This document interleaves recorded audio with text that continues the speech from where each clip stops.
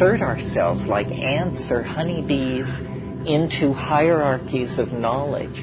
So we say, well, what's going on in the world? Well, turn on CNN, and then somehow we're ordered. Then we say, okay, it's 85 degrees in Baghdad and the wind is out of the northeast at 15 miles an hour. And we feel somehow better now because we're getting the information. But what we have done is sold out direct experience, and all institutions require this of us, that we somehow redefine ourselves for the convenience of the institution. And this redefinition always involves a narrowing, a denial.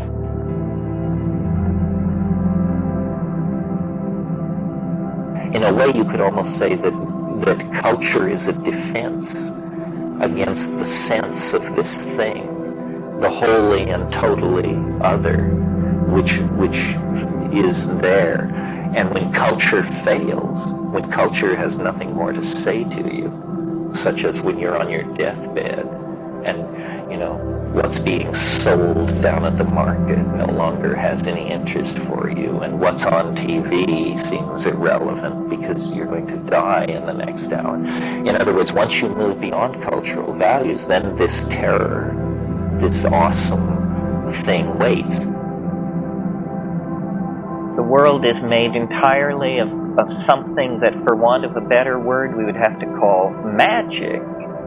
That, things are not what they appear, not at all what they appear, and that what we call reality is just some kind of utterly provisional construct that, if leaned upon too hard, can just fly to pieces before your startled eyes. Well, then the question is, what are the implications of this? What lies behind it?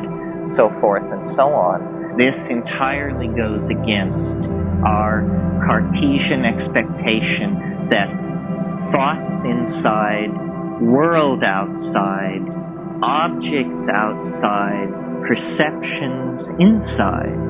And this is actually nothing more, this inside-outside thing, than an artifact of European languages.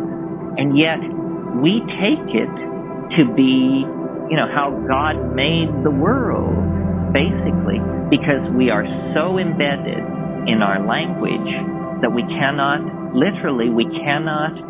cognize reality without it.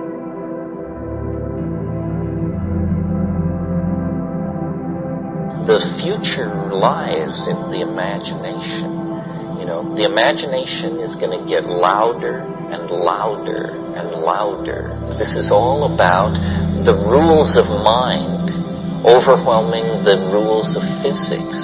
The rules of physics say, you are a body, you are on a planet, you have weight, you have momentum, you have specific gravity, you must behave like this and like this and like this. And mind says, no, I want to be pure, unleashed conceptuality.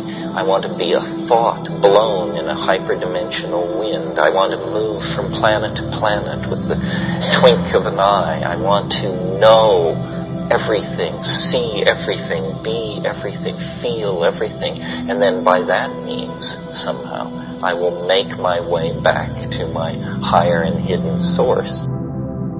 We are going to live in the imagination. We are preparing to decamp from three-dimensional space.